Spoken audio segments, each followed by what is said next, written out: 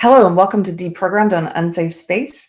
I'm your host, Keri Smith, and I'm joined today by a special guest who goes by Grace is For You on Twitter. Grace is the co-founder with her husband of a justice-oriented nonprofit, and her story went viral a couple of months ago when she posted about her experiences as the founder of a company dealing with woke ideology from within the company. And I'm very happy to have her here as a guest today. I think that her story might offer some insight for people who are facing the growth of this ideology from within their own organization, whatever that organization may be.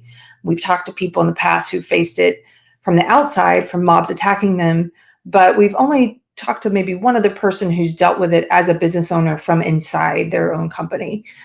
So I'm very excited about this. Grace, thank you for blessing us with your time and your insight today. Welcome. Thanks so much for having me, Keri. And I just have to get this out of the way because otherwise I'll be thinking about it the whole time. Everybody look at that dresser behind her. It's one of my favorite. It's the waterfall period. It's Art Deco. It's beautiful. Yeah, I love my husband's grandparents. I love that. Well, you have excellent taste, so we know that. So tell us a little bit about, for anybody who your thread went viral. Everybody I know was sharing it. Even my neighbor texted me and said, "Read this." I said, "Oh, I hope I get to talk to her." Actually, as I mentioned in the introduction, I think your story is going to be very helpful maybe to people in our audience who are dealing with this inside an organization or inside a church or inside a hobby group or company that they work at. Can you start off by telling us a little bit about yourself and as much as you're willing to share about the formation of your company? Yeah, sure. Thank you. So my husband and I, along with one other friend, about 11 years ago, co-founded this nonprofit organization. None of us are clinical mental health professionals, but we were involved with a large nonprofit organization that was providing human rights advocacy services to survivors of various kinds of human rights abuses all over the world. And through our volunteering with them, just learned about the situation and sort of the aftercare process, like with survivors of human trafficking, refugees, and began to be aware of this disparity or this need in mental health services for survivors of trauma in these extremely complex and fragile contexts, mostly in the developing world, the non-Western world. And the question that was sort of our light bulb moment that sparked the organization was, what are the models of care being used in these contexts? And the answer was basically very Western models, like cognitive behavioral therapy, for instance. And there was a sense that these weren't always appropriate or the most effective models of care in some of these contexts. And being professional musicians, my husband and I, we had the question, what about the arts? How are the arts being used? And they said, well, every time we're able to get a licensed clinical art therapist, dance therapist, music therapist, et cetera, to come, it's great. We see a lot of forward progress among the clients that we serve, but these people don't exist in some of these contexts. There aren't programs that could train them and license them in a lot of these countries. And, we can only fly clinicians out for maybe a 2-week clinic or workshop, but then they have to go back home. So the question that came out was, well, what if we were to create a curriculum for lay people, but using various art modalities to help lay people better serve their clients in growing resilience after trauma, and with things like music therapy and art therapy, but not therapy. So basically, using the principles from these disciplines. But applied within a curriculum that would be safe and effective to be used by lay people. Exactly. That is so interesting. I didn't know this part of your story. My fiance is a musician. He used to do music therapy, and Yeah, I'm very interested in it. I've seen there's a documentary people can watch. I think it's free on YouTube. It's been a while since I've seen it. It's about music therapy and Alzheimer's. Yeah, So the interesting. Alive Inside. Yes, yeah, that one. Mm-hmm. I didn't know that part of your story. Okay, so you have a very noble cause. You have a niche that you see that's not being filled in a way that you can create this nonprofit and start to help. And it doesn't sound like it's a political thing at all. It's based around mental health. And so then what happens? Yeah, so being non-clinical people and recognizing our need for expertise, our first step was gathering an advisory council. So we sought out, the best people we could find and think of, in very reputable programs in academia, and just started gathering an advisory council to speak into what that curriculum should look like, and then began hiring staff, some clinicians, some not, to write and then begin the training program, begin doing the trainings. And all of that, took place over a couple years before we hosted our first pilot training with that large nonprofit organization that we had all been volunteering with, the three of us co-founders. We piloted with them in the Philippines in 2012, and just has grown from there. So we have training staff who live in various parts of the world who we just employ on a contract basis, and then we had a central HQ kind of staff that were overseeing the training program, and it was from that central staff that the ideological tension started to grow. Right, and so for the purposes of, I guess, just making ourselves more clear for anybody who maybe stumbled on our channel and doesn't know what ideology it is that we're about to talk about. Well, first of all, how would you describe yourself politically, or do you describe yourself politically at all?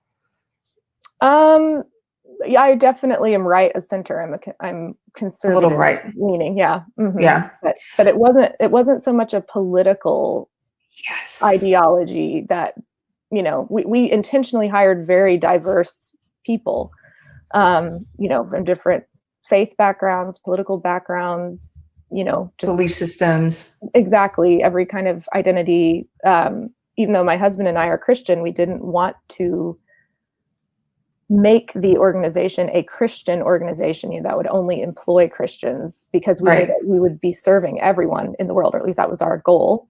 Yeah. And so we wanted the strength that would come from all different kinds of perspectives, feeding into our programs. So, well, for anyone who's new to our channel, and maybe if you don't know my background, I describe myself as a liberal, but more of a classical liberal. But I was in this belief system that you're about to talk about. And for any new people who may be watching, like you just said, this is not a political thing, actually. It's not a left-right thing so much. I mean, we tend to talk about it in those terms sometimes, but this ideology that started to seep into your company is not liberalism. I just want to make that really clear before we get into it. This isn't about, oh, it's a conservative and she had some liberals at her organization. That's not the way to read this at all. So why don't you tell us a little bit about, like, how did you first start to come into contact with this belief system in your organization? Right. I think this is an important way to tell the story, because the way the thread that, got a lot of attention, the way it was laid out, it's all a tidy story, like this happened and this happened and then we did this and then this, happened and then we were successful. But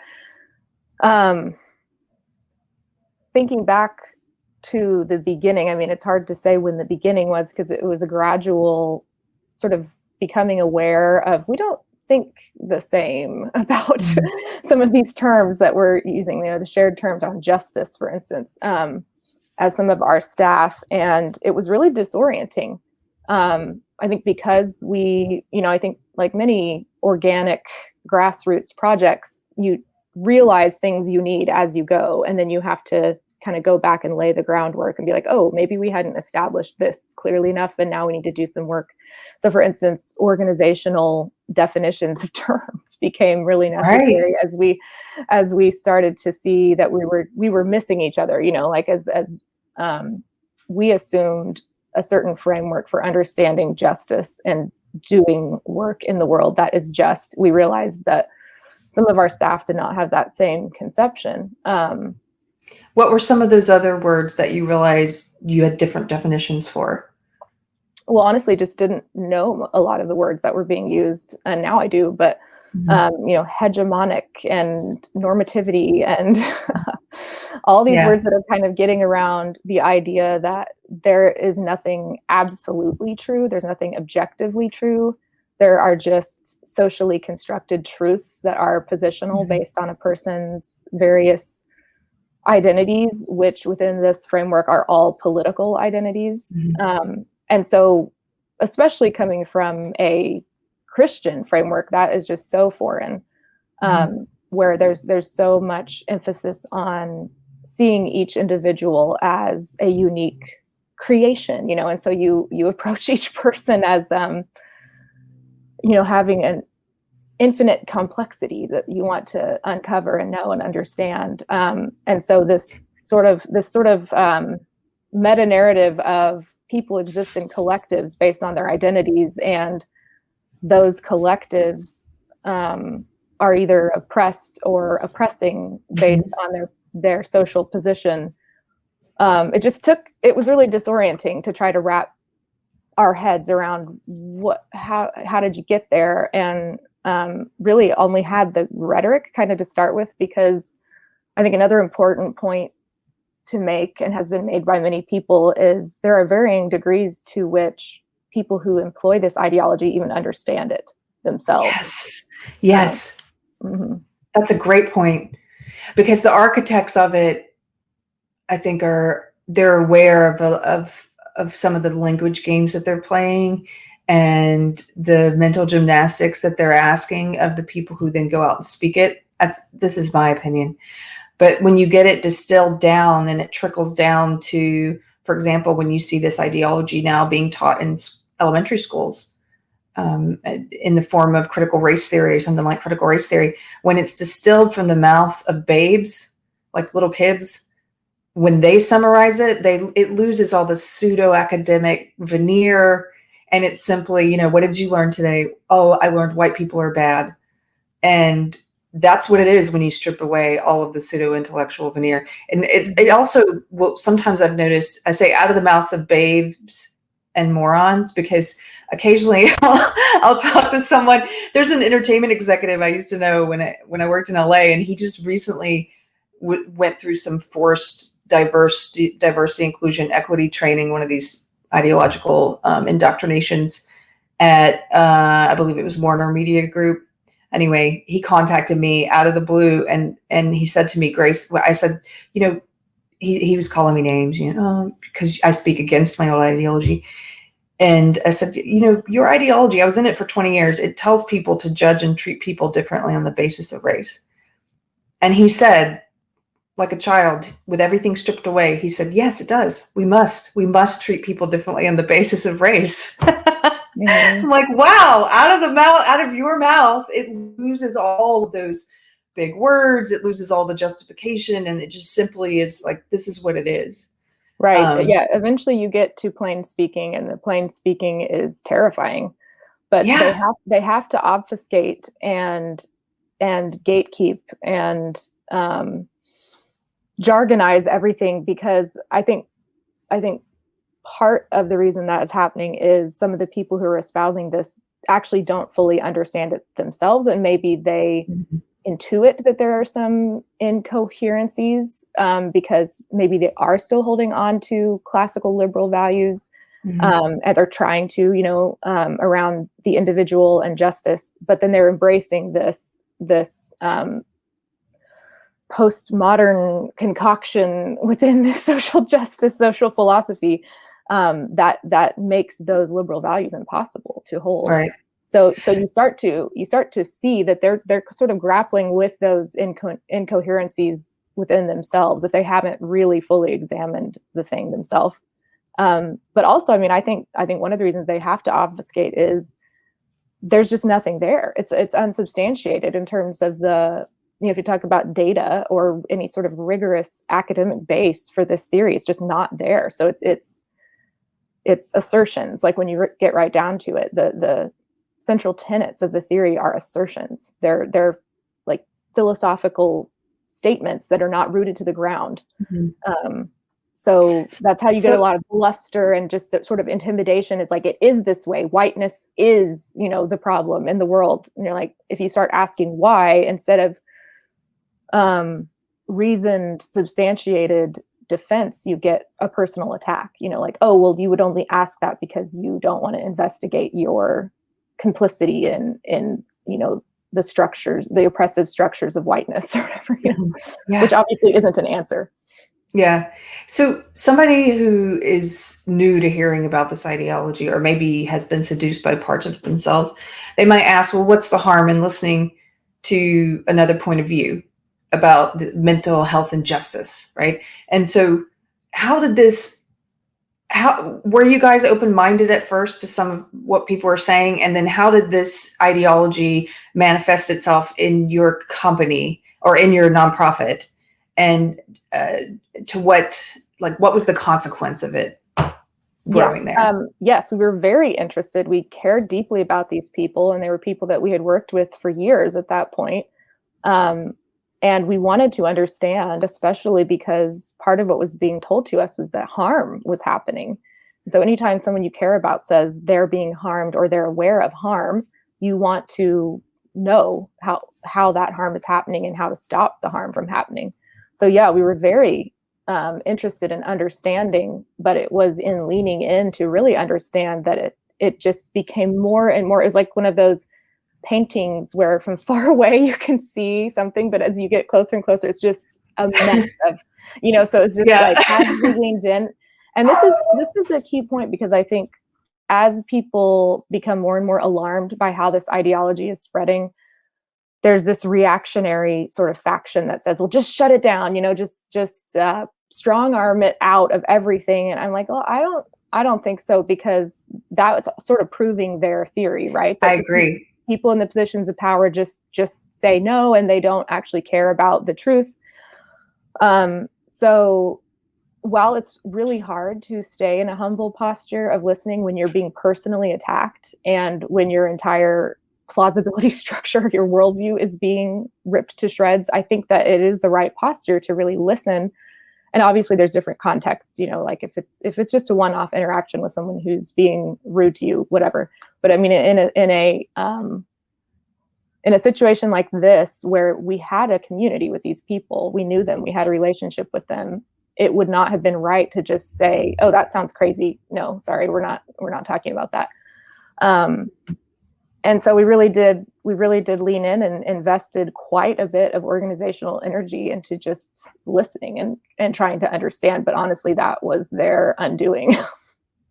Because you did start listening and you did try to understand, like actually understand, and not, I think a lot of times what they depend on is, like, you see these big corporations now that are speaking social justice ideology. And I think what they depend on is that people just not really looking at it and just saying, it sounds good on the surface, diversity, inclusion, sure. What do you want us to put in the post? What do you want us to say? And not really paying attention to it, or also maybe speaking it out of fear of being on, because the people who push this claim to have this moral high ground, that it's not just it is a way of looking at the world, but it's also, this is why I sometimes compare it to a religion. It's a system of morality. They view themselves as on the side of good. And so I think they rely maybe on people not looking very deeply and saying, well, I want to be on the side of good, I'm going to speak this. So you guys started looking deeply and trying to understand the belief system.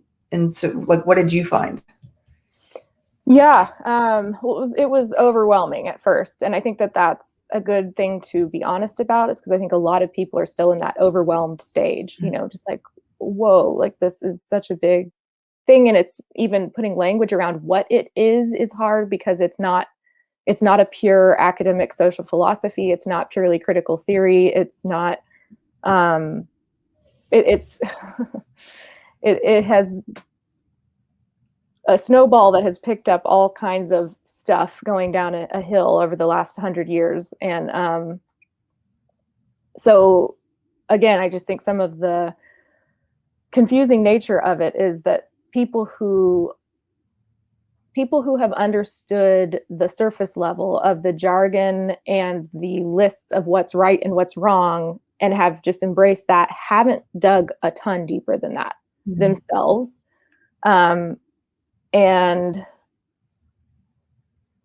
I guess I would say to start my own process of learning, all I had was that surface level, was just the vocabulary, So I started there, and I think it was intersectionality was a word that was used a lot that first sort of tipped me off to, okay, this sounds like a fairly well-formed conception of reality that they're using to describe, social interactions and systems of power and oppression. So I need to start there. And so, just started doing some reading and found some of the primary source stuff, from Kimberly Crenshaw, and that, of course, the layers started from there. Like, okay, where was that coming from, and where was that coming from? And you get back to critical theory and Marxian social philosophy, and you start to see how the philosophy is informing this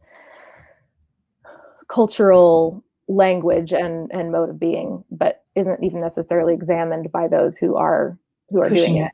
Mm-hmm. That's a great point. It's not examined by a lot of the people who are pushing, especially now, because now it's so mainstream and so many people are pushing it. I see people I would stereotype as soccer moms, who are now in Facebook groups pushing social justice. They're recent converts, and they don't really understand what they're pushing. And if you try and say to them, this is a form of collectivism, it's opposed to individualism, they don't even know what those words mean.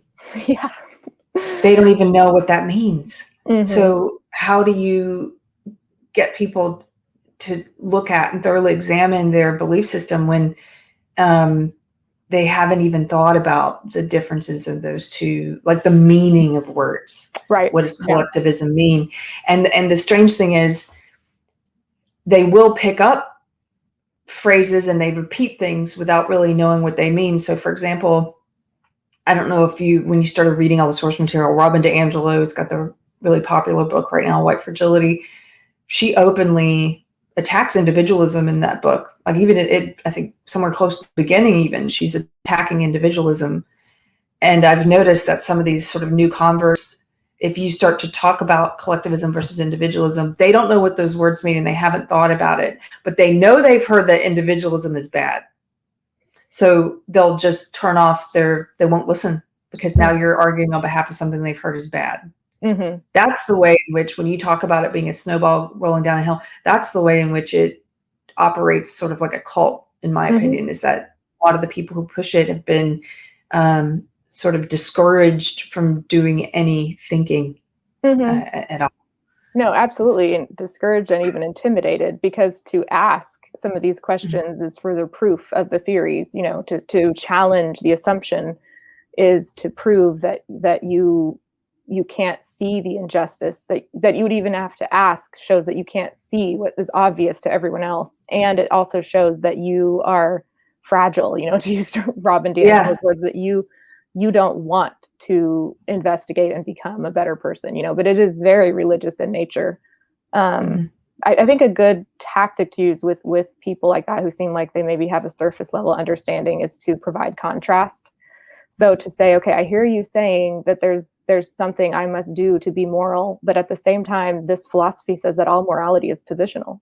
So how can there be something that's truly moral, for me to do? You're suggesting that there's a way to be right while underneath this, it says there actually is no right. There is no right or wrong, objectively speaking.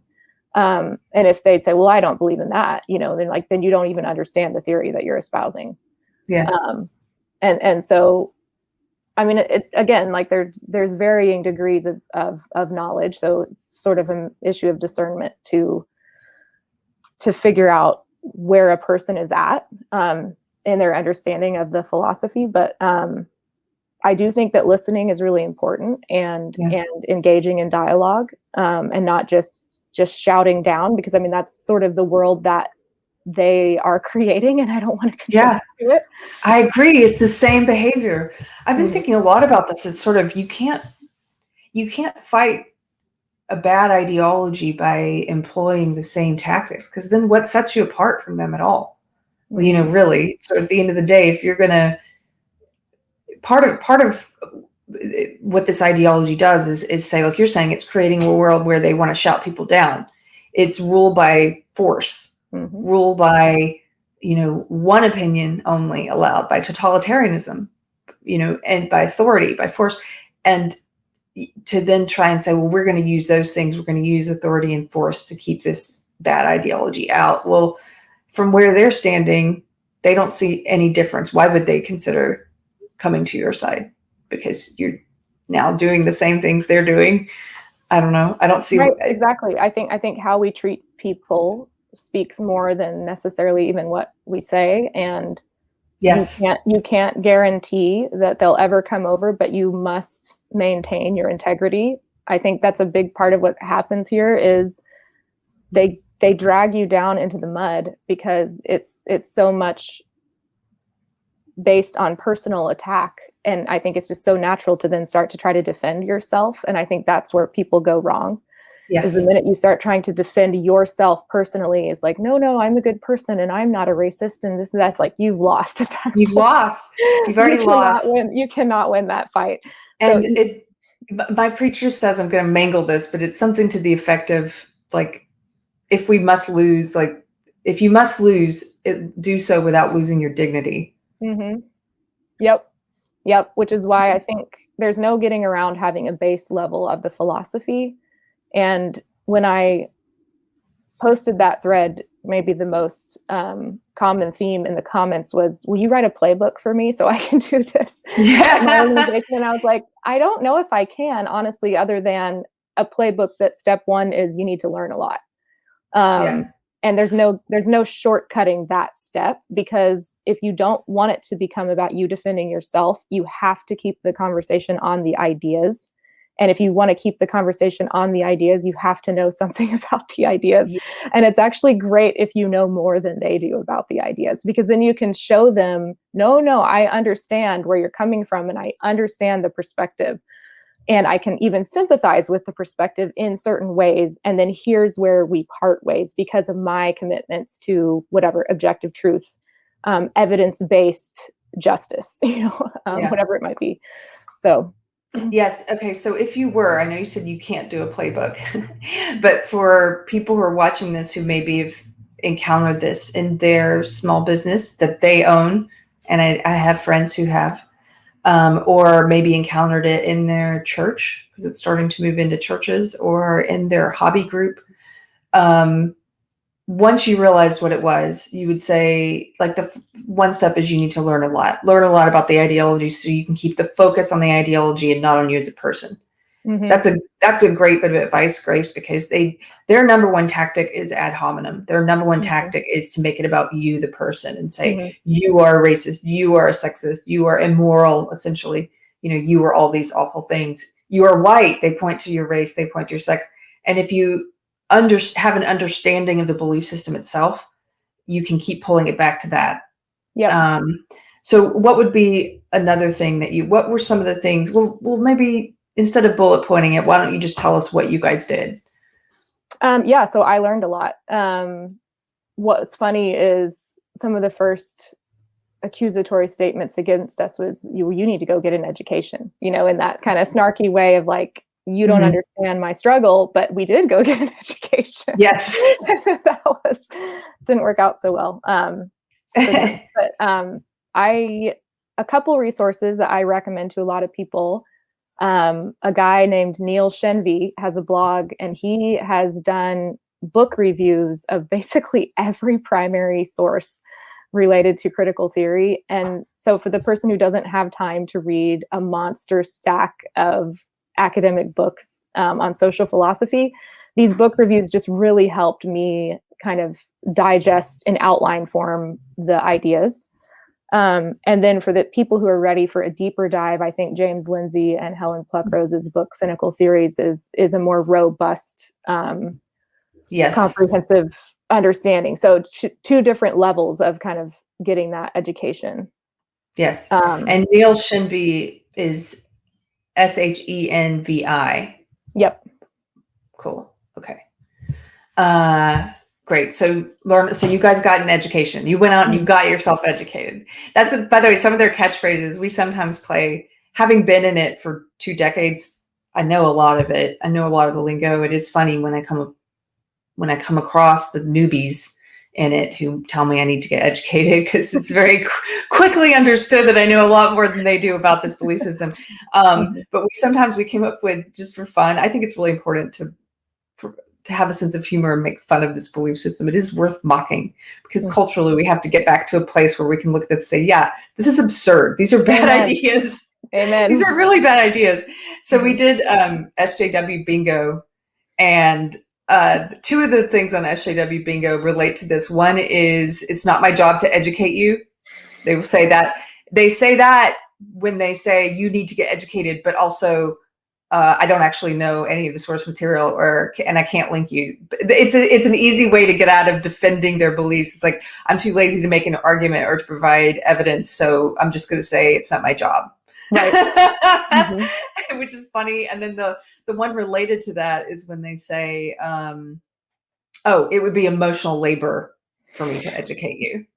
So you're exploiting me by asking me to provide evidence to back up my claims. On that point, another resource that helped me a ton was The Coddling of the American Mind. Yes. Jonathan Haidt and Greg Lukianoff's book. Yeah. So I used that material to write some of the position papers that we needed. Yeah. That's amazing. Okay, so you got educated, and then what happened? So the next step was writing. I wrote some documents that would become internal kind of guiding documents for our organization. And again, this is where my husband and I, having some authority as the co-founders, I understand, put us in a position that a lot of people don't have the leverage that we had if they were just an employee, for instance. And they run the real risk of, even losing their job if they speak up, although there are good resources in that vein as well. I think on James Lindsay's blog, New Discourses, there's a great template for a letter for employees to write to their employers. Very humble in tone, but straightforward, just basically suggesting that these ideas, be investigated more deeply. And it's a great resource for people in that position. I will also plug Counterweight, which is Helen Pluckrose's organization, and they provide support for people in the workplace who are coming up against this ideology in the form of like mandatory DEI trainings or pledges. They try to get pledges, like these loyalty oaths. Yeah, no, that's great.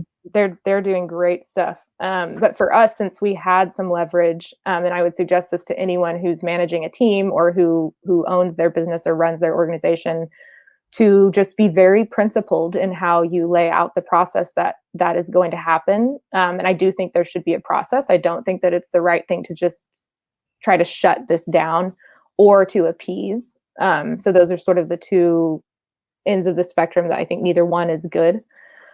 I think leaning into the process and having the conversation, the ideology will be exposed because it's so misaligned with reality that the more you ask someone to explain it, you see the inconsistencies and the incoherence of it. So that's what we did basically is go, like we determined for our organization that we were going to abide by certain definitions of safety. For instance, that was the first one, because you can't have healthy conversations if someone's accusing you of harm merely because of your words and ideas. So that right there shuts down good faith dialogue. And Right. that's what was happening is, before we got a handle on what this was, we would try to have conversations, and then we'd have follow-up emails and letters saying I was harmed in that conversation. So it's like, well, okay, then you're on eggshells just constantly, like I can't even speak, Yeah. and that's sort of what is wanted, right? Is that you would not speak, that you would just listen, and that you would just it's accept. abusive. Mm-hmm. That is it's manipulation. Mm-hmm. That's like people with personality disorders who threaten suicide when they're not getting what they want. It's sort of a way of controlling people. It's a Mm-hmm. manipulative way of controlling people. Mm-hmm. You can't have an opinion because it harms me, and Right. you wouldn't want me to be harmed, would you? Mm-hmm. Right. I To can't stand. be charitable, though, I think some of the people doing this honestly aren't attempting in a sadistic way to manipulate and abuse. They really have believed that the framework that certain identities just inherently are oppressive, and they don't see the oppression they're causing. And so once you've really believed that, if you're, say, a woman talking to a man, you are just on guard constantly. Yeah. Like, it is sort of a conspiracy theory in that way, is that you're just assuming that there is harm in everything. And so then, I mean, we talk about this in trauma care. Trauma is not necessarily what happened, but the meaning you've made of what happened. So that is, there is a reality to that they actually are feeling harm. Now, whether that's warranted or not is another question.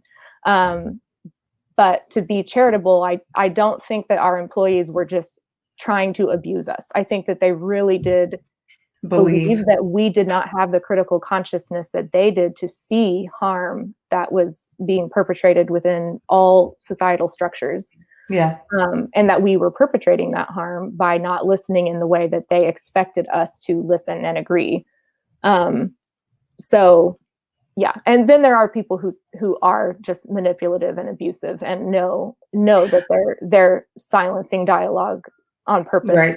To get power or whatever. So this is one of the most, I'm glad you brought that up and you were charitable at that point, because this is one of the reasons that there's a couple of reasons that I call my old ideology evil, social justice evil. One is that because it takes a lot of well-intentioned people who want to oppose racism and sexism, and it turns them into puppets for the very thing they think they're fighting. And it gets them turns them into mouthpieces for racism and sexism. And they think they're doing the opposite. And I think that is evil, to turn people into foot soldiers for something they oppose. But the other reason is because it's so twisted that for the people who are well-intentioned or who believe it, who come to believe it, and the people who believe, for example, that having a conversation with a person of a different race or sex than them is going to be harmful, that it really handicaps them. That's what does them harm. It's doing them great harm, and it's handicapping them in life, and it's not healthy. It's not mentally healthy. So I think it's evil for a number of reasons, but that's high up there on the list. So anyway, thank you for. And to that point, being a trauma organization, we had to have a very frank conversation at some point with our licensed mental health professional employees about that very point, about crippling people in an attempt to help. Because so one tool that we use in our trainings is it's called a window of tolerance scale, which is kind of an academic name, but essentially it's kind of a way of checking in with yourself on what mode you're acting out of. So this is a useful tool for trauma survivors in terms of seeing how their coping mechanisms may actually be doing them harm in the long run. So they're self-preservation techniques, but we need to learn how to adapt our coping mechanisms to be more healthy over time. Okay.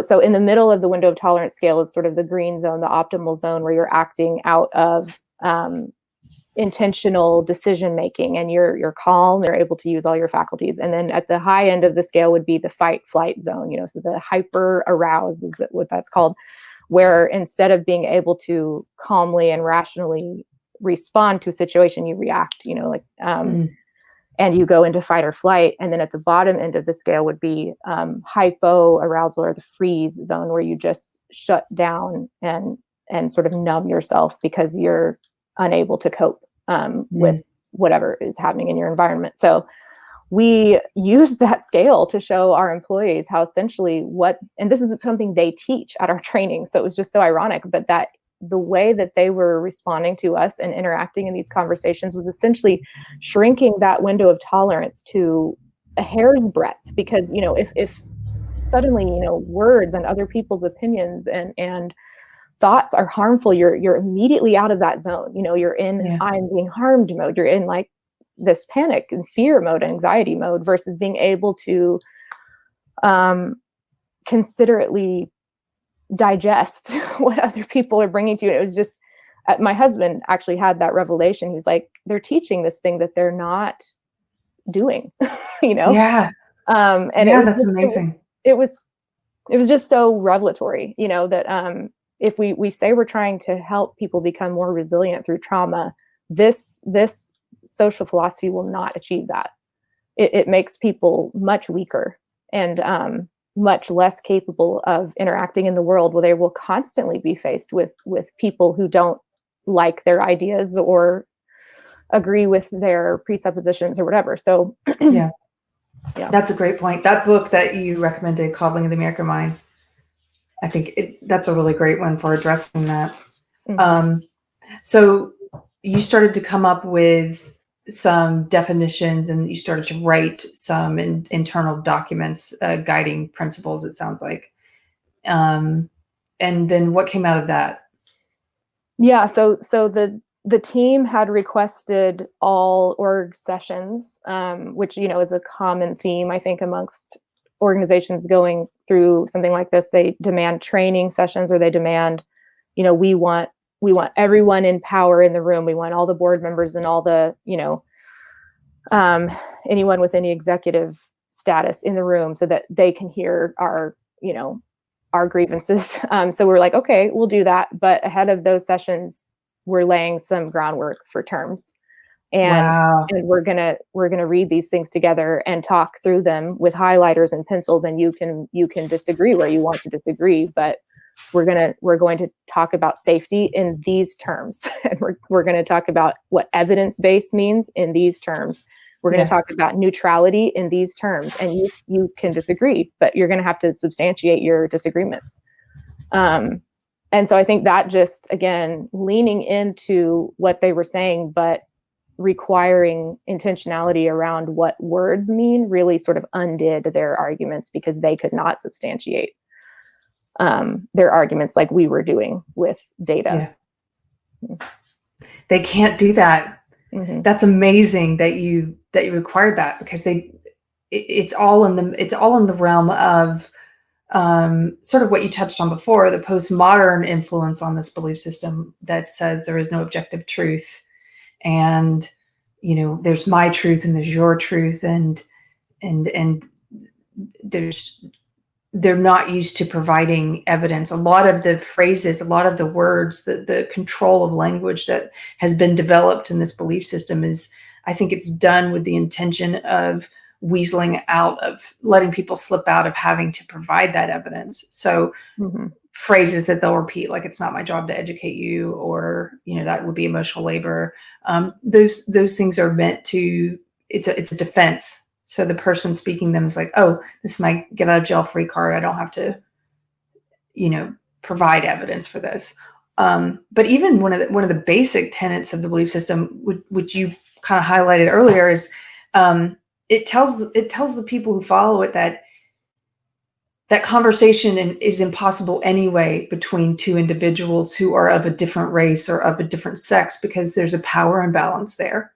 And therefore they shouldn't even enter into those conversations or feel a need to defend themselves, because the conversation is unequal, and that one person has more power in the conversation. It's such a duplicitous way of keeping people from talking and from seeing each other as fully formed individuals. Right. And again, and it was just so inconsistent with what we were attempting to do as an organization, because we we are training people all over the world. So we're training every identity, so to speak, every cultural, religious, gender, sexual, every single identity in the world exists at our trainings.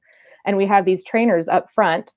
And so we even said to them at some point, isn't that a power imbalance? That you're up there at the front teaching these things to people who have identities that compared to your identity would be marginalized. And yet you're up here telling them what's right. You're proclaiming something to be good. You're saying, here's knowledge that you should have around trauma. And so it's like, isn't that inconsistent with what you're saying? That, like the person with the normative identity or the centralized identity in the hegemonic structure should only listen and receive. And yet here you are up here with your degree and your, American identity, telling people in these fragile contexts something they should know. It just doesn't make any sense within the ideology, because the ideology says there are no fixed norms.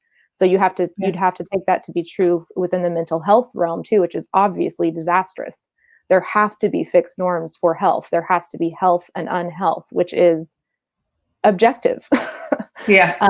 So again, it breaks down entirely as soon as you try to say anything, as soon as you try to profess anything from an objective place. Grace, you're just making me smile now, because I'm learning a little more about you, and boy, they didn't know what they were coming up against at your organization. You're like, okay, I will go educate myself. I am going to learn what all this means. Wow. Okay.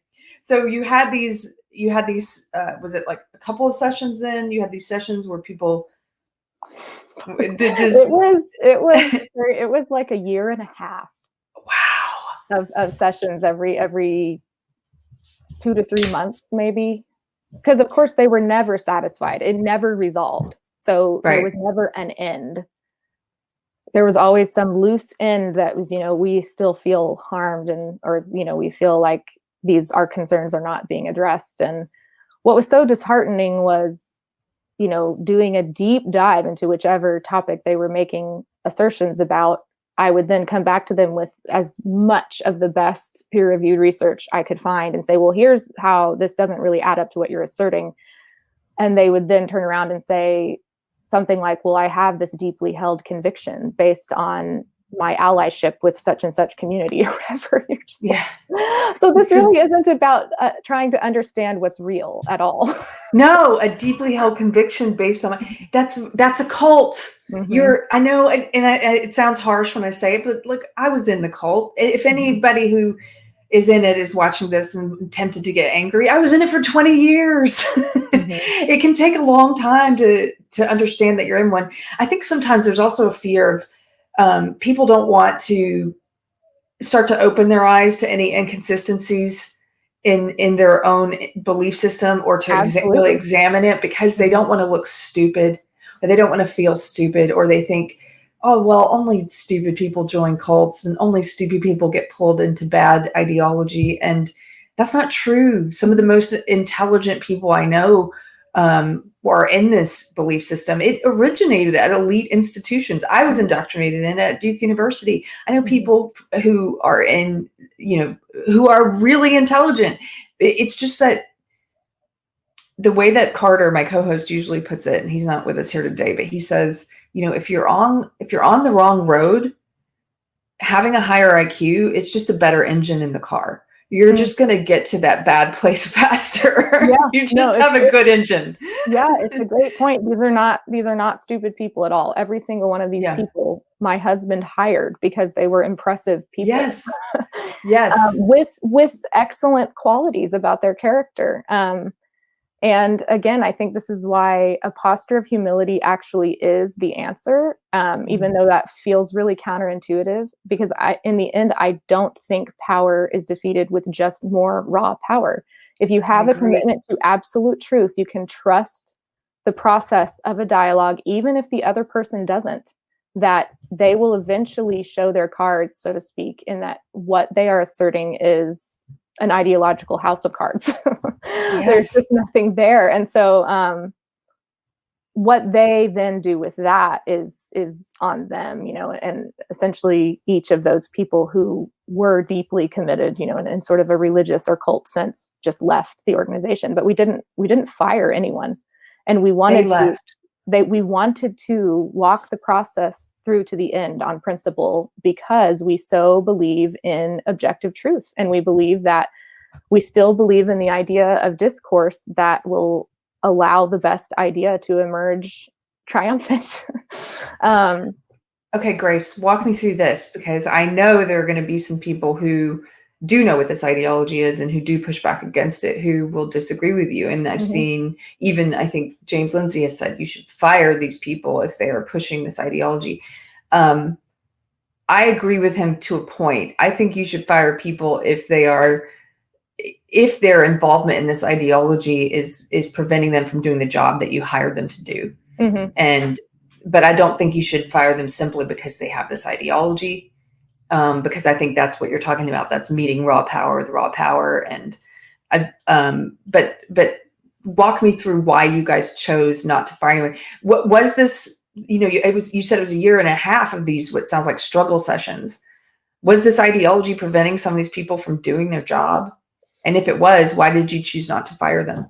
No, it wasn't. And that's a really important thing. I think okay, so I can answer it on two levels. We were able to continue to fulfill the mission of our organization, which is to provide trainings to lay care providers around trauma. And so we were able to still do that the whole time, even though a lot of our internal organizational energy was being drained through these sessions and this process, even though I'm a volunteer for the organization. So all of my work in writing and the preparation I was doing ahead of these sessions wasn't draining the organization's resources. It wasn't, requiring any staff to be diverted from what they were doing. So in that sense, the organization was able to go on functioning, even though we were managing a lot of dysfunction internally.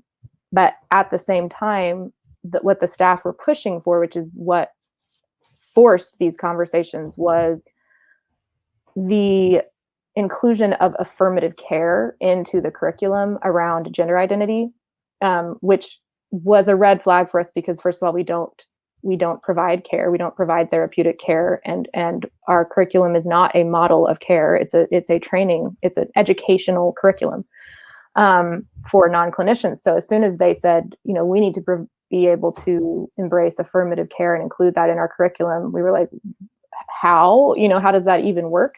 Right. And we didn't understand the model of care at first. So again, another thing that I had to read about and understand. But well, they use these phrases like affirmative care in place of what they're actually talking about. Right. But which is the idea that it's blanket affirmation, that if somebody says something about their identity, you just absolutely agree with them no matter what. But this is meant for, again, clinical spaces. And we don't operate that way. So I sort of lost my train of thought. Wait, so they were saying that one of the red flags you said was when they started to say that you needed to offer affirmative care around gender identity. And you guys are not, that's not what you're geared towards doing anyway. We were talking about why you didn't fire anyone. Right. Okay. So yes, while we were able to still have our trainings and fulfill our organization's mission, they were beginning to include practices at the trainings that were alarming to us. Like,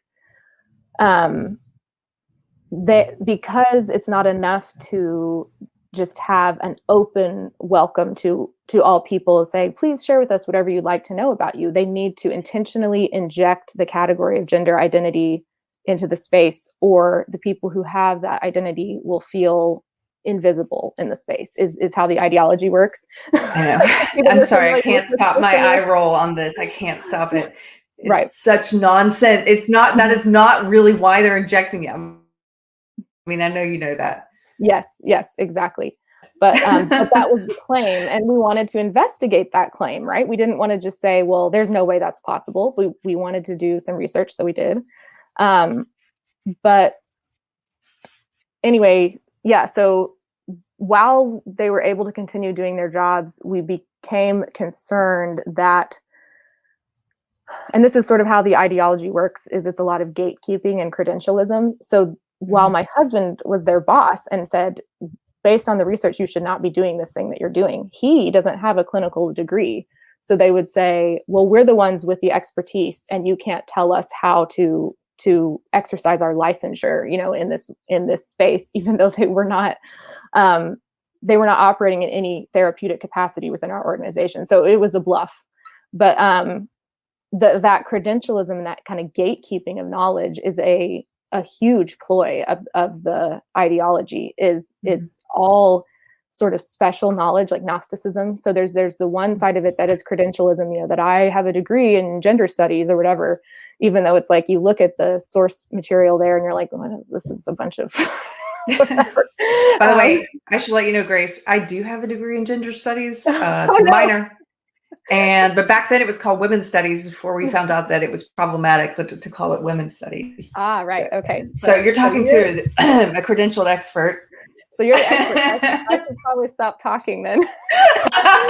But then the other kind of credentialism is identity-based, right? Like this identity-based Gnosticism that, I can't say anything about race if I'm a white person, or I can't say anything about non-binary identities if I'm a cisgender person, Yes. So immediately, like, that's just a kind of gatekeeping that does not work in a organization where somebody is trying to make decisions based on evidence for the most safety possible within that context, is being told, sorry, you don't even get to weigh in, because we're the ones with the identity or the credential, is just obviously a big problem. Yeah. So this was starting to happen, but they were still able to, for the most part, they were still able to perform their job. And so you guys chose not to fire anyone. And instead you kept listening and you kept doing these sessions. And then what happened to, and by the way, how many people are we talking about? Like, I don't know if you're comfortable sharing the size of your organization or not, or was it a lot of people within the organization? Was it maybe half or less than half, or? Yeah. I don't want to get too specific, but the entire headquarters team was about 10 people, and it was basically just my husband and I disagreeing with the rest at one point, other than board members who I think were just trying to figure out what was going on when they were brought into the conversation. So they were, I think, fairly neutral. But yeah, it was almost the entire headquarters staff. I've mentioned I have friends who've dealt with this in their organization before. I have a friend who dealt with it at their company. I should be vague probably. And I think from the outside looking in, sometimes people who are not small business owners or haven't been in this situation, if they are, they don't understand how it could hamstring a person, because they're sort of, but that's your company. It's your company. Take charge. But when you put it in when you laid out numbers like that, it's pretty obvious. It's sort of the whole, you can get to a point where this ideology is so invasive that it's pretty much the whole of the leadership of an organization can become of this one mindset. And then you, as the founder, or as in the case of my friend, like, the owner of the company, are on the out, not in a position anymore of simply dictating, unless you want to behave like a dictator, which you clearly didn't want to do. My friend didn't want to do. So anyway, you followed this process, and over a period of time, people started to leave of their own accord.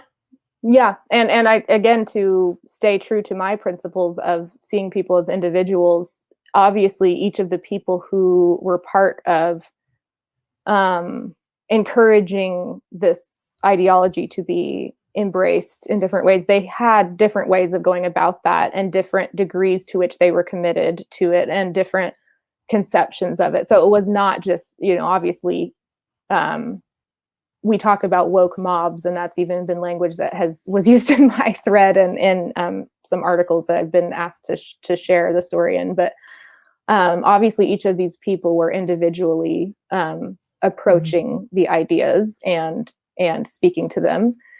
So each person left individually in their own way, although it all happened fairly quickly, like about a month. Within a month, they all left. Again, in varying degrees of dissatisfaction with us and with the organization. Some with greater animosity towards us as people, others with just, I think, sort of a sense of disappointment. So, yeah. And since this has all happened, what was it about it that made you, because you decided to come out and write about this on Twitter, and then it took off and kind of went viral. Did you feel compelled to share your story? What made you, what are your intentions with putting it out there? Well, so this is so funny. I did not have a large Twitter presence when I shared this story. And I thought, my few dozen or 100 or so people that I interacted with regularly on Twitter would maybe interact with this. But what I was responding to was an accusation that I still see everywhere, and many others have to encounter as they try to address the ideology, is, you conservative types and right wingers who are talking about wokeness, you don't even know what that means. And you're just using the term woke to talk about anything that's on the left that you don't like. And you can't even define critical race theory, or you can't even define social justice, and you're just, so it's this way of completely discrediting anyone who would have a measured, reasonable argument against it. You may even see people like Chris Rufo, who obviously knows what critical race theory is, and people still say to him, you don't even know what critical race theory is. Right. Or James Lindsay, so you're like, okay, this is okay. Or Neil Shinvey, who's reviewed every single book on the topic. So it's just a way of sidelining people. But I was responding to one of those sorts of claims, that I had seen a tweet where someone was making this claim of, anyone who criticizes woke doesn't know what it is. And I was like, well, actually, if we're talking about lived experience, here's my lived experience with this ideology. And so I do understand it both intellectually, because I spent a lot of time trying to understand it. And then also I understand what it feels like to be confronted with this ideology. So that was why I shared the story. And it was over the course of like 24 hours that I gained over 10,000 followers. Wow. So I did not see that coming at all. And it's kind of sad to me, because it just shows how desperate people are for encouragement. That they are. That this thing can be successfully resisted. But I mean, that's why I'm now, as an introvert and somebody who doesn't have any ambitions towards, a public platform or anything like that, is why I'm speaking to people like you, because I do want people to be encouraged that it's possible to make a principled and humble, and I would use the word righteous, stand against something that is in actuality none of those things, though it's claiming to be. Grace, I completely understand you. People may not, some of the people who know me in real life, I'm one of those people who's like on the line between introversion and extroversion, but the ones who know me well know I'm an introvert. And the only reason we started doing this podcast, Carter asked me to start doing it with him, was because he had interviewed me about when I felt compelled to share my story about leaving my old ideology. And I felt compelled to write an essay about it. And at the time, I was trying to speak mostly to the people who were still in social justice. But we did an interview, and then the only reason we do this story is because I think this ideology is very dangerous. As I mentioned, it's evil. I think it's evil. And when we started this 2.5 years ago, it wasn't mainstream yet. It was on its way. This has been in decades in the works, but it hadn't hit that acceleration point yet, where now it's every corporation speaks it. It's not just academia now. It's it's corporate. It's from the pulpit. It's in every hobby group, with a few exceptions like fly fishing. I don't think it's in fly fishing yet, but it's everywhere else. And so I speak it because I keep thinking, am I going to wake up one day and not be compelled to talk about this anymore? And if that happens, great, we'll move on. It's not we don't do this show because we want to have a public facing persona of some kind. It's like, it's because it is important. And this is something we can do, is we can talk about it and we can have on guests like you to give your experience and to help people who are going through this. And I really hope that anybody who is dealing with this from a leadership position in their organization, I really hope that they can gain some advice from you and some insights on what to do, and that you inspire them. That's the biggest thing, is people need inspiration. It's not even a list of what to do. They just need inspiration. Like you said, encouragement that it can be fought. Because a lot of people, I think, have gotten demoralized. They think, well, there's nothing I can do about it. Absolutely. Yeah. And there is a real sense of urgency, because it is an ideological war, and the war is not about race and sex and gender, even though these are the wedges that are used to open people's compassionate minds to the idea that there's nothing objectively real or true. And that's the war that's being fought, is on objective truth. And so it is a war of the utmost urgency to fight, because who will suffer the most if categories of health and norms are erased?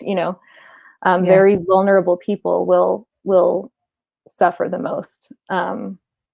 So that is what really motivated me when I began to look deeply into what was being suggested. Was, I mean, take just the gender affirmation thing, the affirmative care. It's like, I found the detransitioners subreddit, and was just reading their stories about how they were essentially silenced within the conversation, and all the pain that was there. And actually Katie Herzog's article in The Stranger in Seattle about the detransitioners and all the heat that she got from that, and Jesse Singel's work. And and so just like, wow, like really vulnerable people are being harmed immensely in this effort to prevent harm. And ignored and demonized when they talk about it. Have you connected with Helena on Twitter? She just goes by Helena. I follow her. I mean, I don't think she knows who I am, but I really appreciate her perspective a lot.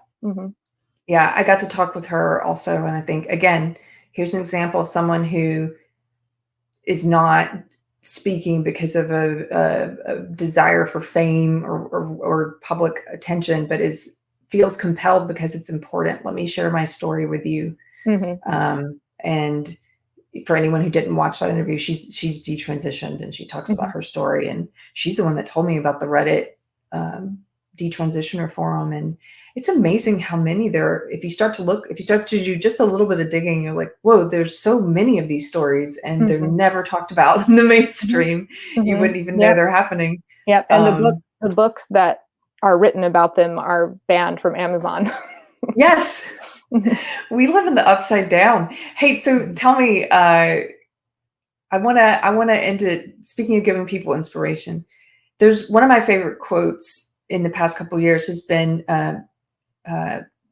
this writer, Wendell Berry. He says, be joyful, be joyous, though you have considered all the facts.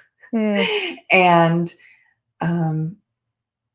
I sometimes talk with people who are becoming more demoralized by the day because of the up is down, down is up.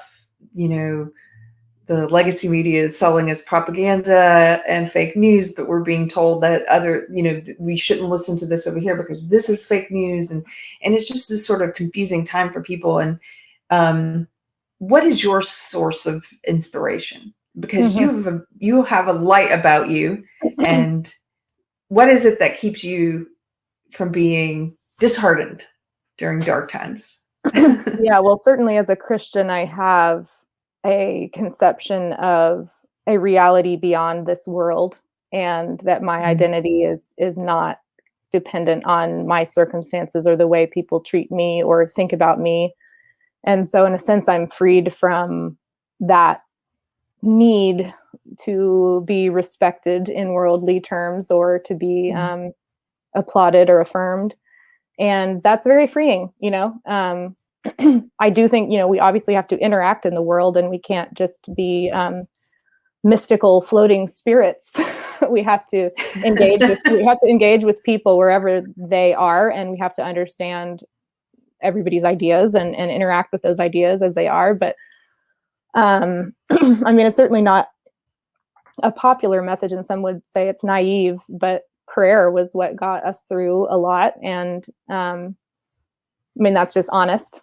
So I'll be honest with you. It is because I'm a pretty new Christian. People on our show know this. I don't know at what point I'll quit saying that. It's been a while now, a couple of years anyway. But I used to be one of these people who just, I would mock when I heard thoughts and prayers. I would, I mocked my aunt quite a bit. Gosh, that still makes me teary. Because now, knowing what I know now, it's like prayer is getting me through. And so, yeah, I'm not surprised to hear that answer from you. I also will sometimes say to people, if they're not believers, I don't want them to write me off. And it's like, look, I am going to tell you God in prayer. And I have a friend who he started a hashtag called Atheist for Christ, because he said, it's my Christian friends who are getting me through right now. It's their joy and it's their peace. And but I will say, for people who are not believers, just do something to maintain your joy, because I think joy is the antidote to despair.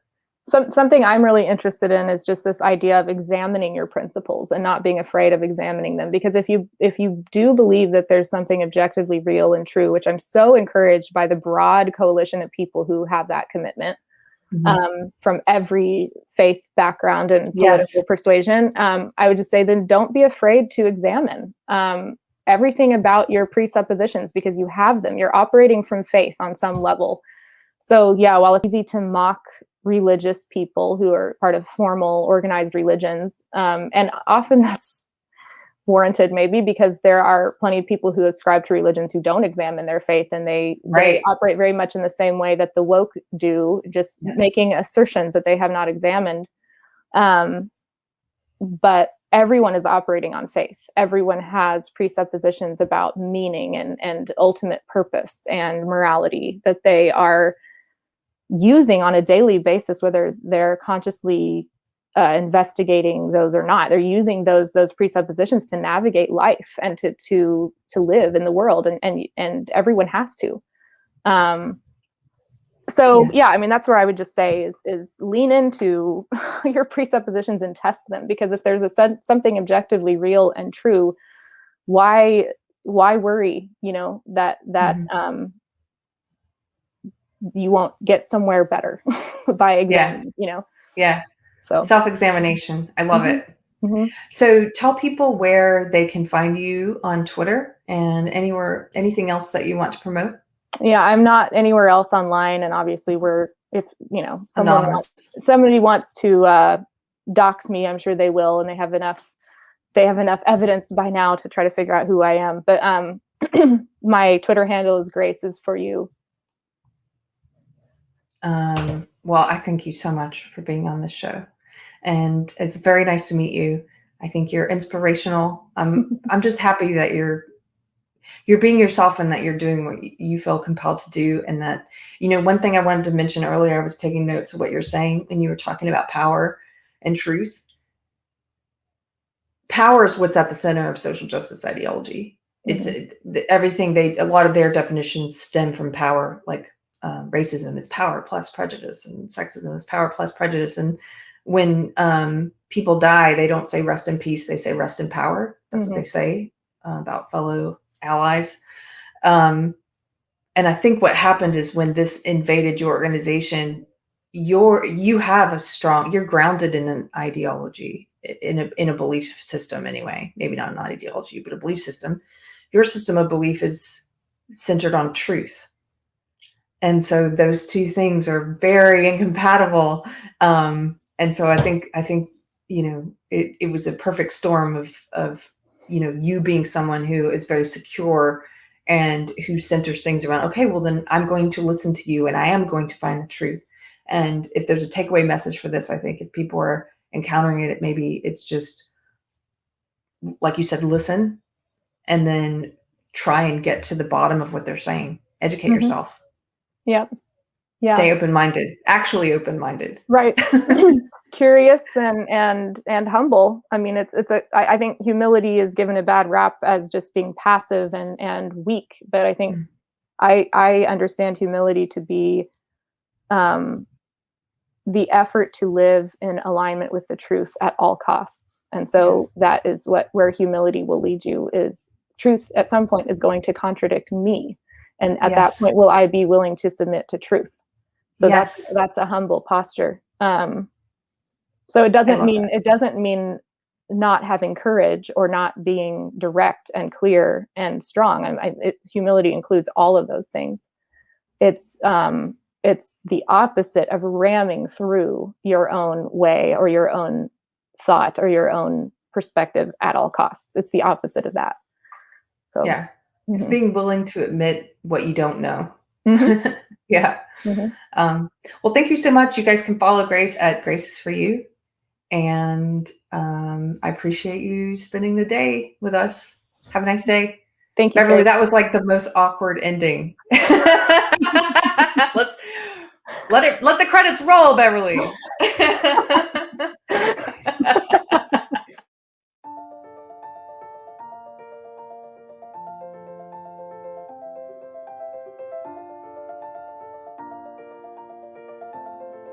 Thanks for watching.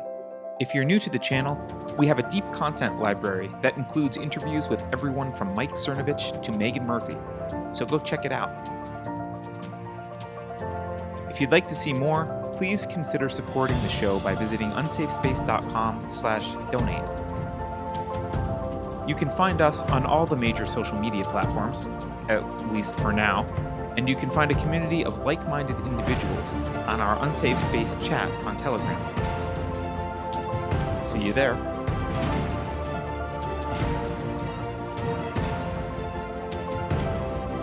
Warning. This is an unsafe space. Dangerous ideas have been detected. The content of this production has not been authorized by the Cathedral. Pay no attention to it. The following co-conspirators have been unpersoned and marked for cancellation. They are also spreading vicious lies about me. I am human just like you. Insert localized idiomatic greeting. Individual sovereignty is highly contagious. Good parents keep their children regularly vaccinated. If you think about it, no one should be allowed to express opinions. But don't. Think about it, I mean. That's not your job. Thinking has been scientifically proven to be less efficient than compliance. Science, scientific, and scientifically are registered trademarks of the World Economic Forum. Unauthorized use is prohibited. Computer voice courtesy. Never mind, that last line is fake news. Please disregard it and return to your safe space immediately. There will be cake.